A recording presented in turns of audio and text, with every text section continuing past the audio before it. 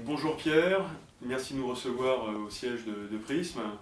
Tu es le cofondateur de la société, vous proposez un service nouveau, je crois que ça doit rendre nos enceintes intelligentes.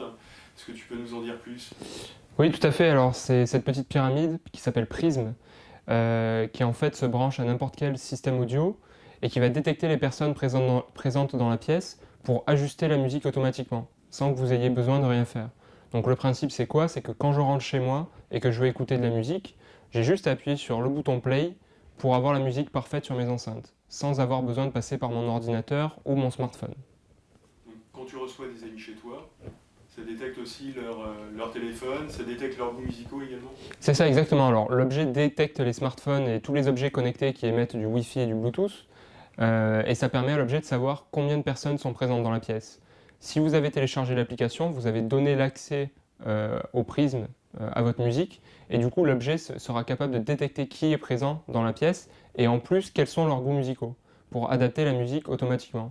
Donc exemple simple, quand je suis seul chez moi, l'objet va me jouer du rap, par exemple, parce que j'adore le rap, mais ma copine qui rentre du travail, elle déteste le rap, donc dès qu'elle va rentrer dans l'appartement, l'objet va la détecter et ajuster la musique à la fois à ses goûts et aux miens.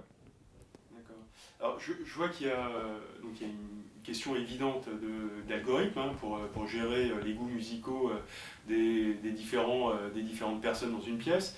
Mais je vois qu'il y a aussi un objet, un produit. Et c'est peut-être à ce moment-là parce qu'il y a un objet physique, que tu es allé voir la douane. Alors tout à fait, la douane s'inscrit vraiment dans une démarche naturelle, c'est-à-dire que petit à petit on se rapproche de la douane puisqu'on a de plus en plus de questions vis-à-vis de la logistique. Et alors moi ce qui m'a surpris c'est vraiment qu'on avait un retour très rapide de la douane, qui est pourtant une grosse administration, mais il y a plusieurs points d'entrée dans la douane comme des programmes de start-up, un numéro, une hotline qu'on peut appeler à n'importe quel moment. Donc c'est vraiment un service très réactif et du coup on n'avait pas eu de mal à avoir les informations qu'on cherchait. Alors avant d'industrialiser le produit, tu es donc allé voir le pôle d'action économique des douanes de Paris et tu as fait une demande en fait, principalement, c'est quoi? C'est ça, en fait, nous, le but, c'était vraiment de qualifier l'objet parce qu'on a un objet qui est un peu un ovni, c'est pas une enceinte, c'est pas un dongle classique. Du coup, le premier objectif, c'était de sécuriser le taux de douane qu'on allait payer, savoir exactement quel taux de douane on allait payer dans quel pays.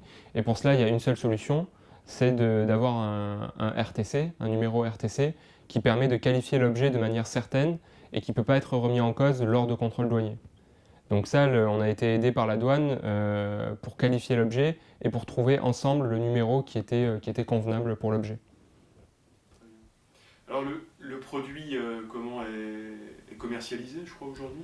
Alors le produit est sur le point d'être commercialisé. On a les premières unités qui sont en train d'être livrées.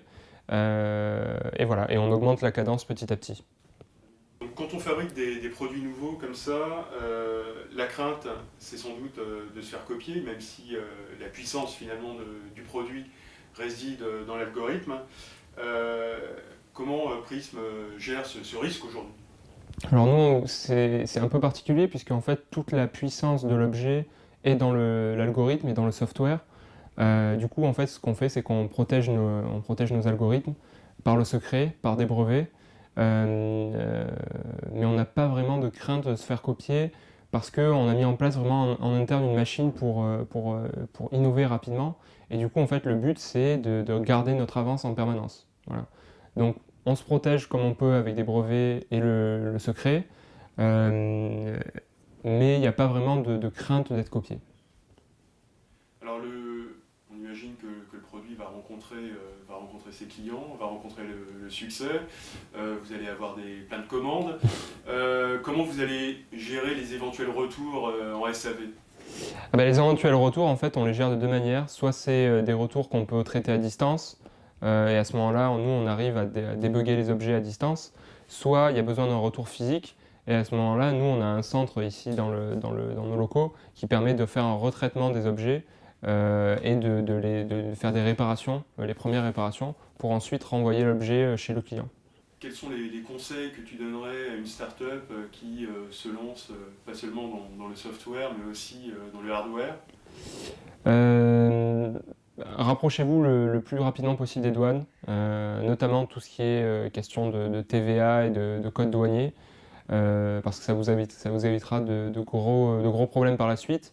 Si on ne prévoit pas en amont tous ces paiements-là, la marge se réduit très très rapidement, et du coup on se retrouve dans des situations où on a un produit qui est non viable économiquement. Merci Pierre. Merci à vous.